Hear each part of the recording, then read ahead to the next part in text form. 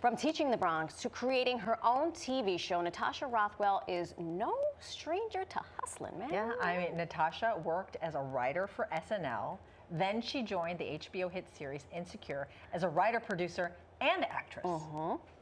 If that isn't enough, you likely remember Natasha from season 1 of White Lotus as Belinda, the witty yoga concierge. Yes. Now Natasha's career is taking off to new heights with her brand new show, How to Die Alone.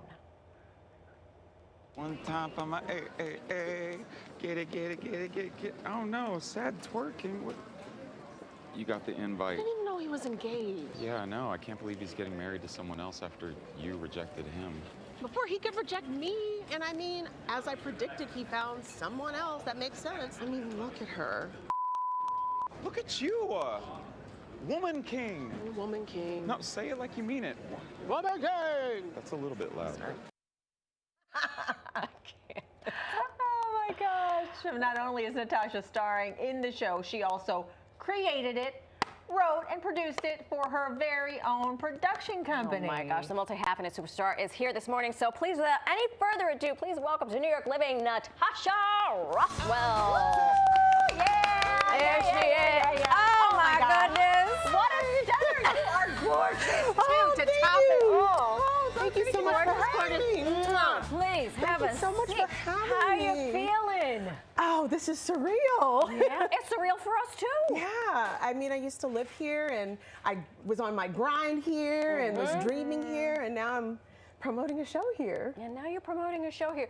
You're originally from the Bronx. Not originally from the Bronx. I used to teach in the Bronx, actually. Well, that's kind of like living in the That's Bronx. yeah, that's right. I taught theater in high school for 4 years. Yeah. Oh my goodness. Unbelievable. And look at you now. Look at you now. How did you transition from that into entertainment? Yes, so I went to school and got a degree in acting, but unfortunately I got that degree during a recession. So I needed a job, and so I started teaching theater at the Kip NYC College Prep in the Bronx.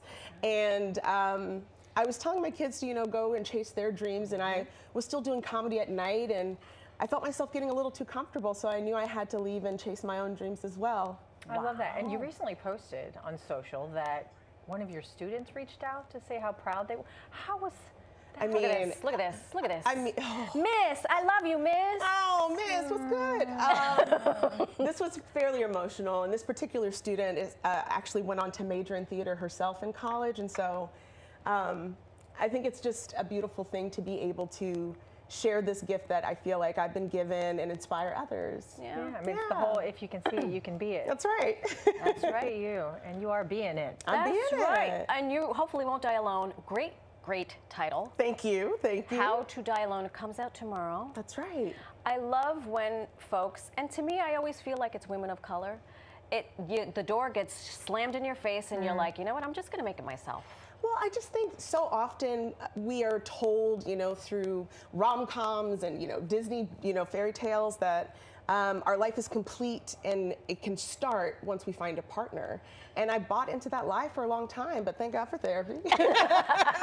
And I realized that there's a difference between being lonely and alone. And I think we've been told to be afraid of the wrong thing, because loneliness, I think, is far more dangerous. And, being able to open yourself up and be vulnerable and reach out, I think that's the antidote. And so hopefully the show will help people connect. Can you give us a little bit of a premise for the show? Yeah, absolutely. So it's the story of a fat black JFK accessibility driver, and she has stopped dreaming. She's afraid to fly, and so after a near-death experience, it kind of wakes her up and encourages her to start living her best life. How do you dream this up? I mean, your brain is wired very differently than the average person walking down 42nd.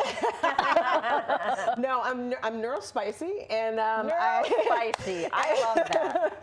And I enjoy storytelling, and so when I got this opportunity, I really didn't want to pull any punches. I wanted to talk about something real. And so I also come from, improv is a huge part of my background. I performed at UCB for a long time here in New York. And one of the tenets is like, follow the fear.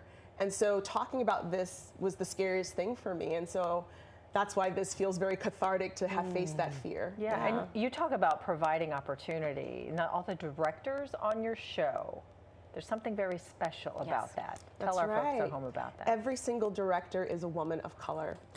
And it was really important to me to showcase the talent that exists and just do the work. I feel like diversity, equity, and inclusion is a conversation that we're constantly having in Hollywood. And this was an opportunity for me to actually, you know, cash the check that I write with my mouth, you know, and doing the work. Good for you. Amazing. Thank you for doing it on behalf of the culture and the community. That's right. Don't tell me, oh, I would love a Latina fill in the blank, but I don't know where to find them. Oh my gosh. Walk out the door, make a right, 2 doors That's down. right. That's right. I first laid eyes on you Insecure. I fell in love with you during White Lotus. Oh, me though. too. Thank you. What was that experience like? It was unreal. When we shot the first season, it was in the middle of a pandemic, pre-vaccination. We were still wiping down groceries. Oh my gosh. And we were in Hawaii shooting in a hotel we couldn't leave because we were in sort of like an NBA style bubble. And so we didn't know what we were making was something that was going to be special, but I just knew in my heart anything that Mike White touches, it turns to gold. He has that Midas touch. And I'm so proud to be back for season 3. I was just going to say, after season 1, I'm like, I hope she's in season 2. I hope she's in season 2. And season 3, what can we expect out of your character? You know I've signed away my life. Thank I can't you. tell you anything. Mike White is like this. I'm watching you. You know I'm what? watching you. But I will I'm say watching this, and I'm biased to be fair, but I think it's the best season yet. Yeah, oh my gosh. Can it Really? get better? Jeez. I was gasping when I was reading the script. Like, legit. so excited. Yeah. Unbelievable. It's going to be great. We just have this running bit on the show. Do you know where Mike White went to college? I don't actually. He went to Wesleyan. I went to Wesleyan. So it's oh, sorry. There you go, there you go. That's our little bit. Before we let you go, shout out to all the work that Insecure did. It changed the conversation about what we watch. You won a Peabody Award, an NAACP Image Award. Congratulations. Thank you so much. You're already using that. Yeah. So thank you. Thank you, thank you, thank you. I'm so grateful to the show. And if I hadn't watched Issa create her own world firsthand for 5 seasons, I don't know if I would have had the courage to do it myself. And I'm just so proud of How to Die Alone and excited for people to watch tomorrow.